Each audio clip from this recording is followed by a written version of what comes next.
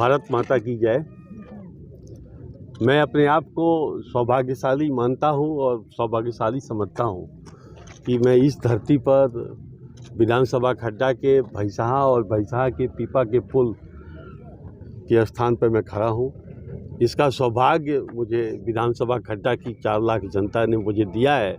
इसलिए आज के दिन 2024 के दिन यहीं से ही मैं पूरे विधानसभा खड्डा को जो अवसर दिया, जो सौभाग्य दिया, मुझ पर विश्वास किया, उसके लिए 2024 के इस नूतन वर्ष पर उनको हार्दिक बधाई शुभकामनाओं के साथ आप सब लोगों का भी सिर झुका करके प्रणाम करता हूँ, नमस्कार करता हूँ, अभिनंदन करता हूँ। और आपके माध्यम से कुशीनगर ज़िले को जो एक प्रतिमान के तौर पर एक दृष्टिकोण के नज़रिए से विश्व क्षितिज पर कुशीनगर का नाम भगवान बुद्ध के महापरिनिर्वाण के तौर पे जाना जाता समझा जाता रहा है। अब हमारा सहयोग रहेगा, संकल्प रहेगा मोदी जी की गारंटी के साथ, मोदी जी की गारंटी के साथ ये सहयोग रहेगा कि मैं संकल्प की गारंटी लेता हूँ, गारंटी संकल्प का करता हूँ कि कुशीनगर ज़िले को विश्व क्षितिज के प्रतिमान पर ले जाने का काम करूँगा। और इस पर ले जाने के लिए जो भी हो सकेगा, जो भी कंपोनेंट, सिस्टम, पद्धति, तरीका होगा, उन तरीक़ों को मैं ज़मीन पर उतारने की संकल्प की गारंटी लेता हूँ। मुझे बहुत ही गर्व है इस बात का कि जब मैं कहता था कि 4,000 करोड़ का विधानसभा खड्डा में मैंने काम किया। मुझे याद है कि पड़रौना से नहर के किनारे की सड़क पर जब आप लोग चलते होंगे तो कितना खुश महसूस करते होंगे। इसका आप लोग हमसे ज़्यादा जानते हैं। आपने 2017 के पहले की विधानसभा खड्डा को आप लोगों ने हमसे ज़्यादा महसूस किया है और 2022 के बाद का भी प्रणाली और सिस्टम को और अच्छे से महसूस कर रहे हैं। ऐसा नहीं है, हमसे बहुत ज़्यादा अनुभवी हैं। और आप जन जन के नेता के तौर पर अगर मैं हूँ तो जन जन के पहरेदार के तौर पर आप लोग हैं। तो सब कुछ आप जानते हैं, सब कुछ भी छुपा नहीं है। मैं सिर्फ इतना ही कहना चाह रहा हूँ कि 4,000 करोड़ के संकल्प की गारंटी अगर जब मेरे पास कोई अनुभव नहीं था राजनीतिक, सिर्फ मैं अपने नियोजन से और नेटवर्क से 4,000 करोड़ रुपये तक के काम अगर कर सकते हैं, देश की आज़ादी के 77 साल बाद जो सामने आप पीपा का पुल देख रहे हैं, देश की आज़ादी के 77 साल बाद बॉर्डर एरिया डेवलपमेंट प्रोग्राम जो आप लोगों ने देखा, जो सेक्शन कराया कुशीनगर ज़िले के लिए, ये सब तहसील रजिस्ट्री कार्यालय बहुत छोटा सा है। तुरकहा में बालिका इंटर कॉलेज बहुत छोटे काम हैं। और पनिहवा का आज मैं आ रहा था, आपके लिए खास तौर पर निवेदन था कि मैं आ रहा था तो हमारे युवाओं के लिए जो मैंने खेलों का पनिहवा के सामने का जो करीब वो 24 से 25 एकड़ की ज़मीन को मैदान के स्वरूप में मैंने मेहनत करके रगड़ के उसको ठीक किया था। आज मैं देखा फिर वहाँ पे भी घासें जगी हुई थी।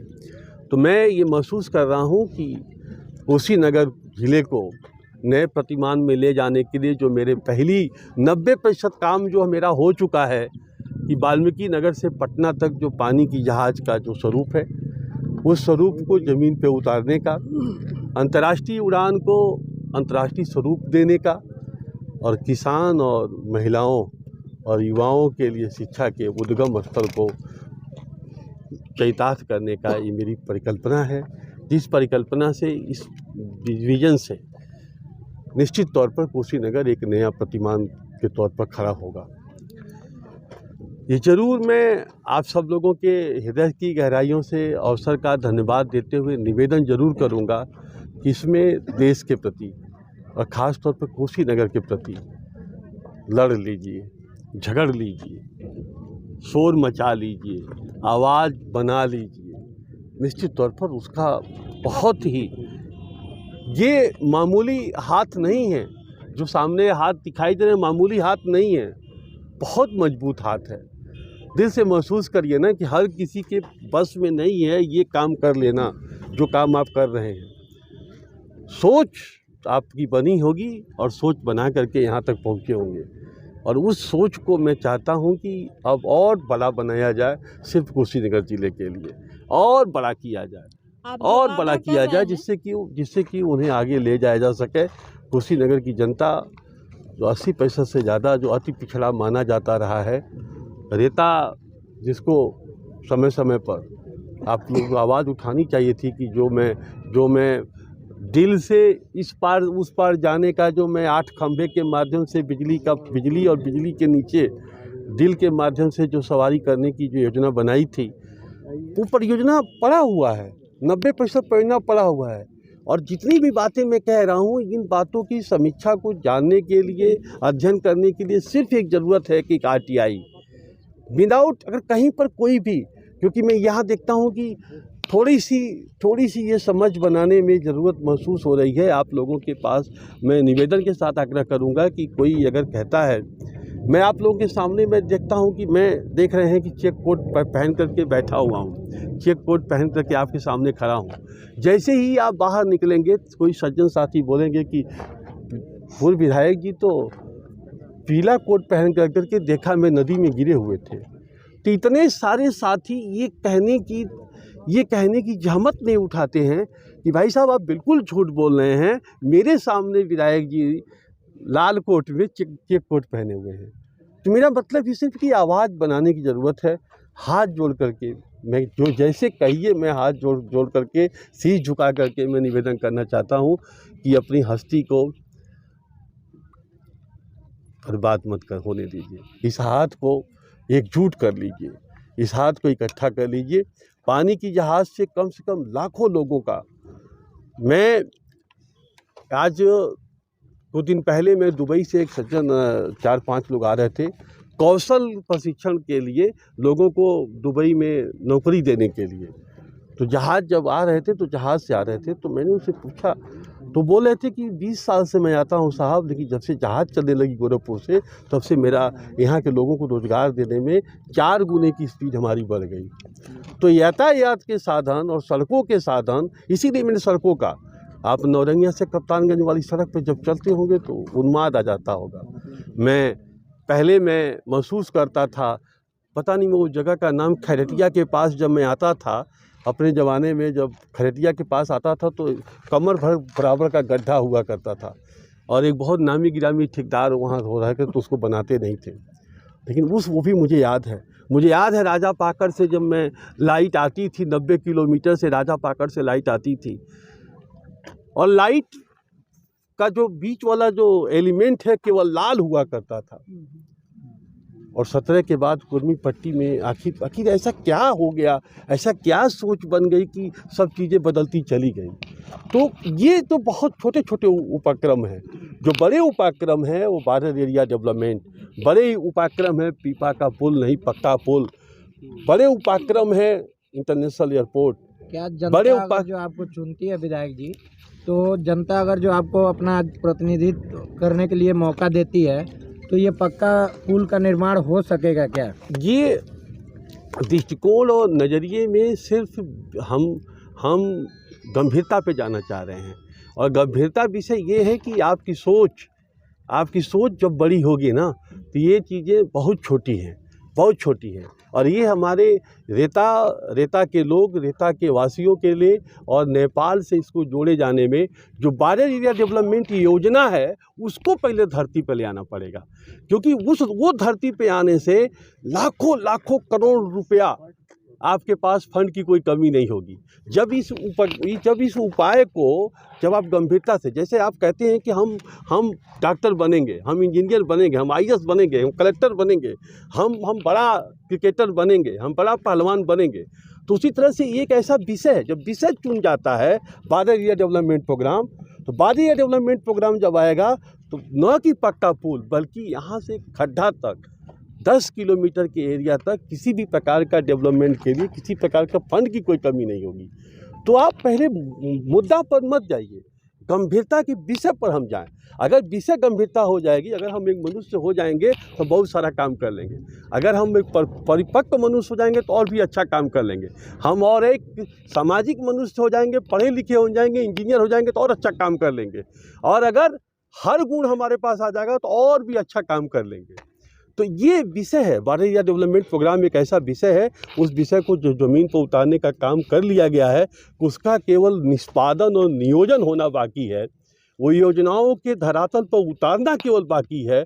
ये मुझे तकलीफ़ है कि अभी तक वो फाइलों में उतरते हुए ज़मीन पर नहीं आया। अगर वो आता है तो ना कि वो कि बल्कि एक्सपोर्ट का भी काम हो जाएगा, नियोजन का काम हो जाएगा, रेता के उस पार की जितनी भी फॉरेस्ट मैनेजमेंट का काम हो जाएगा। और जो दो मेरी परियोजनाएं थी कि उत्तर प्रदेश पुलिस की प्रशिक्षण स्थल और शूटिंग रेंज मारेवा सालिकपुर से, तो ये सभी कुछ अप्रोच पर ध्यान न दीजिए, इस पर ध्यान दिया जाए। अगर बॉर्डर विषय आ जाता है, बॉर्डर विषय को ज़मीन पर उतार लिया जाता है तो बहुत छोटे छोटे कण हैं, और इसके बाद देश जब तक रहेगा तब तक योजना रहेगी। क्योंकि नेपाल के सटे होने की वजह से अंतर्राष्ट्रीय योजना है वो जब तक देश रहेगा।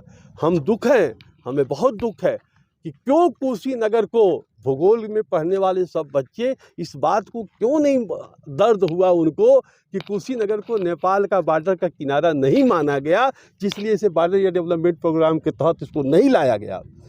बड़ी मेहनत करने के बाद मैं शुक्रगुजार हूँ। मैं इस समय नाम अगर नहीं लूँगा तो मुझे दुख होगा अरविंद कुमार SDM साहब का, कि मैंने उनको बहुत इस पर मेहनत कराया, बहुत पढ़ाया, बहुत अध्ययन कराया। अध्ययन करने के बाद उन्होंने अच्छी रिपोर्ट बनाई और बॉर्डर एरिया डेवलपमेंट प्रोग्राम के तहत वो सेलेक्ट हुआ। तो ये आज़ादी के बाद से जो योजना है, उस योजना को अगर ज़मीन पर उतारना है तो आपको योजनाओं के महत्वपूर्ण विषयों पर काम करना पड़ेगा। ये जरूरी नहीं है कि इंजीनियरिंग कॉलेज खुलेगा नहीं खुलेगा, ये जरूरी है। जी देखा जाए तो आप सत्ता में भी नहीं है, तो क्या जनता और मीडिया यह मान ले कि लोकसभा में विधायक जटाशंकर त्रिपाठी को भारतीय जनता पार्टी टिकट देने वाली है? ये हम अपनी पार्टी के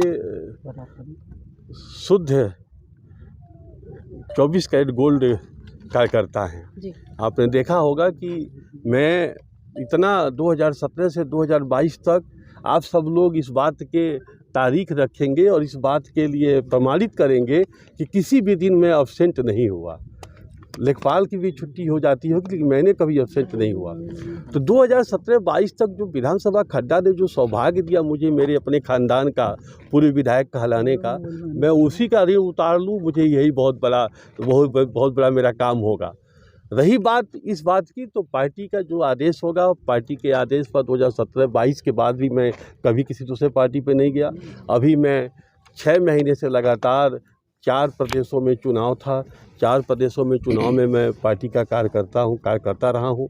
आगे भी जो पार्टी के आदेश और निर्देश होंगे, भरपूर और पूरी रवानी से मैं उस काम को पूरा करूँगा। रेतावासियों को आपने पीपा पुल देकर ऐसा काम किया कि उनकी जो आने वाली असुविधाएं थी वो अब सब सुविधाओं में हो गई। तो अब क्या रेतावासियों का कहना यह है कि मुझे एक पक्का पुल मिल जाए, उस संबंध में आपका क्या कहना है? मैंने फिर आपसे कहा कि पक्का पुल ही नहीं, बहुत कुछ उसके साथ समाहित है।